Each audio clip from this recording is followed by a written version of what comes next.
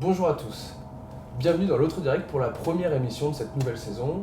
Et pour une première émission, quoi de mieux que de parler de gastronomie? Attention, là on ne va pas parler de tables mythiques ou de grands établissements, on va parler street food.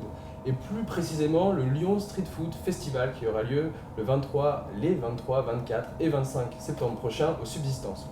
Pour nous en parler, nous recevons les deux créateurs du Lyon Street Food Festival, Thomas Zimmerman et Émeric Richard, créateurs donc du Lyon Street Food Festival. Bonjour à vous deux. Bonjour. Bonsoir. Est-ce que vous pouvez nous expliquer ce qu'il va se passer au Lyon Street Food Festival les 23, 24 et 25 septembre prochains? Alors en quelques mots, le festival c'est rassembler des chefs autour de la cuisine nomade itinérante telle que nous on l'a connue de par nos expériences à l'étranger, donc en mode très convivial, très street food justement, avec des petites portions, des choses comme ça, sur plusieurs jours. Donc la cuisine mais pas que. Vous parlez de cuisine nomade, comment définir cette cuisine nomade? Est-ce que c'est une cuisine au rabais ou alors pas du tout? Non, alors là c'est intéressant comme discussion, mais la cuisine nomade aujourd'hui c'est plus la cuisine hors les murs. Nous on le conçoit comme ça. Émeric et moi on a tous les deux vécu en Asie, moi j'ai vécu aux États-Unis. C'est désacraliser la cuisine qui peut toujours être qualitative, mais ça peut être au coin d'une table, ça peut être manger avec les mains, manger en marchant. C'est plus ça, c'est sortir la cuisine des murs en fait. En gros, c'est faire en sorte que les chefs sortent de leur cuisine. Déjà, on voit que les chefs ouvrent leur cuisine de plus en plus, qu'en gros, qu'ils rendent accessible au tout à chacun leur art finalement. Oui, ouais, c'est exactement ça. L'idée, c'est de créer un échange aussi avec le public et que ces chefs aillent à la rencontre de leur public et aillent montrer comment ils préparent leur plat spécialité devant eux. Ça va être cuit à la minute. Et donc, nous, ce qu'on favorise, c'est cette interaction avec le public. Pour nous, c'est ça l'essence de la street food. Justement, on y reviendra dans cette grande halle des subsistances où il y aura 14 chefs, si je ne dis pas des bêtises, ou 14 établissements qui seront là.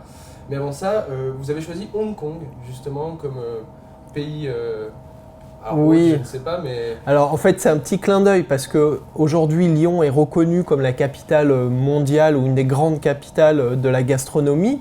Et nous on avait aussi envie de montrer que Lyon sait aussi faire très bien de la cuisine de rue. Et le pendant de la cuisine de rue, une des villes spécialistes de la cuisine de rue, c'est Hong Kong.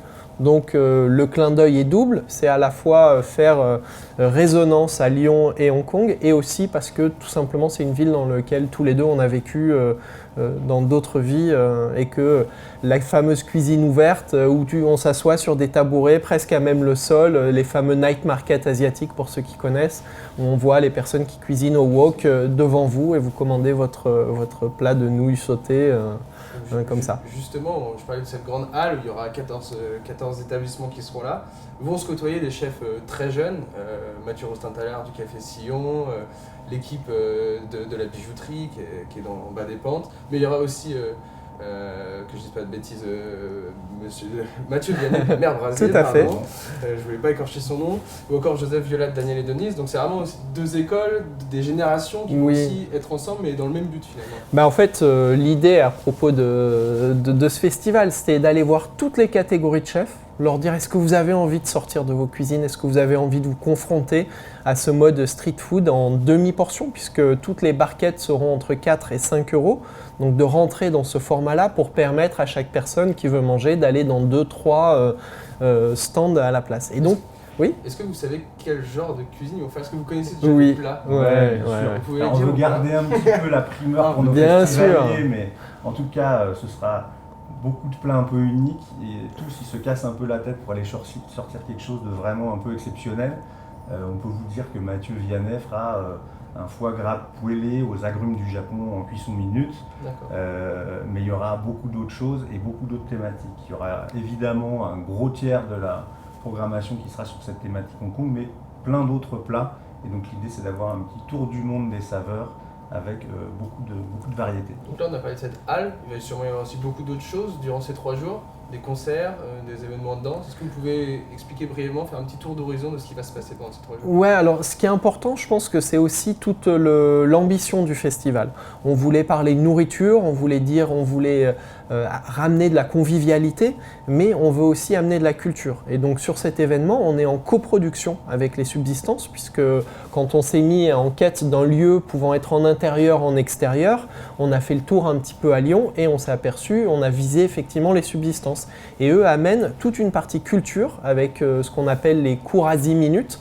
Émeric, peut-être tu peux en dire 2 mots sur ces cours à 10 minutes. C'est un format qui est assez intéressant. Eux ont cette expertise d'aller proposer, grosso modo, entre le midi et le soir, des animations de 20 à 30 minutes participatives. Donc les gens vont venir s'inscrire sur un cours de 20-30 minutes. Cuisiner. Pas que cuisiner, ça va être sur une thématique Asie, mais avec beaucoup de facettes. Il va y avoir des cours de hip-hop coréen, Il va y avoir la calligraphie, il va y avoir une chorale chinoise qui va vous apprendre à chanter une chanson en cantonais, il va y avoir des ateliers gastronomiques sur j'apprends à confectionner un dim sum. Je vais être obligé de vous couper parce qu'on arrive à la fin de cette interview pour TLM. L'avantage, c'est vu qu'on est diffusé sur YouTube, on va pouvoir continuer un petit peu en extra, donc on reste ensemble. Moi je dis au revoir aux téléspectateurs de TLM. Si vous voulez voir la suite de cet entretien, c'est sur YouTube, sur le site de Lyon Capital. À bientôt. On est toujours ensemble, donc on peut continuer de parler comme si on était ensemble.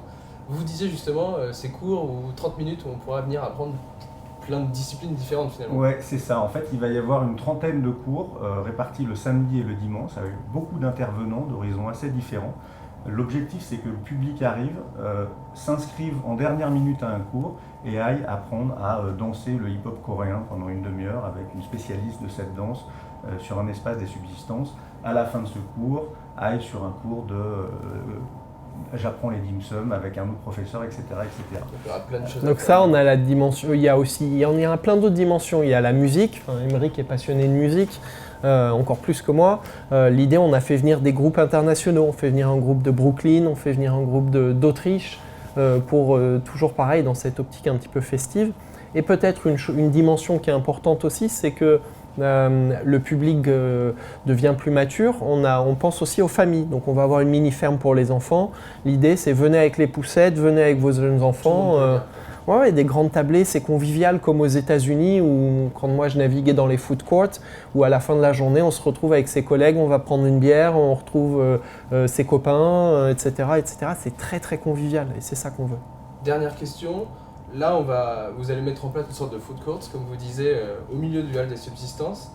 À Lyon, on a quand même une vraie gastronomie, un vrai terroir mondialement reconnu, mais on n'a pas vraiment cette culture de la street food. Pourtant, Lyon, on va dire, a une image de cuisine conviviale, à partager, mais il n'y a pas vraiment ce street food. Est-ce qu'il n'y aurait pas moyen à Lyon, là vous allez avoir un événement éphémère qui va sûrement se renouveler, je l'espère, dans les années à venir, mais de créer quelque chose de permanent où les grands chefs, la crème de la cuisine lyonnaise, pourraient venir et faire de la cuisine pour tout à chacun, en demi-portion, en portion, comme vous l'avez dit tout à l'heure, et qui pourrait faire rayonner Lyon internationalement, comme vous pouvez voir à Lisbonne, vous avez dit aux États-Unis. Ouais, c'est une bonne question. On ne peut pas dévoiler toutes les surprises qu'on va annoncer en 2017, mais on y travaille. Ouais. Très bien. Et bien écoutez, on y travaille. Je pense que c'était parfait pour clore cette présentation du Lyon Street Food Festival. Je vous remercie tous les deux d'être venus dans l'autre direct. Et puis j'invite tout le monde à aller au Lyon Street Food Festival. Donc je redis les dates, c'est 23, 24, 25 septembre. Ça commence le 23 à 18h. C'est aux Subsistances. Donc courez-y tous. Et moi, c'était la première émission de cette nouvelle saison de l'autre direct. Je vous dis merci à tous de nous avoir suivis. On se retrouve demain pour une nouvelle émission.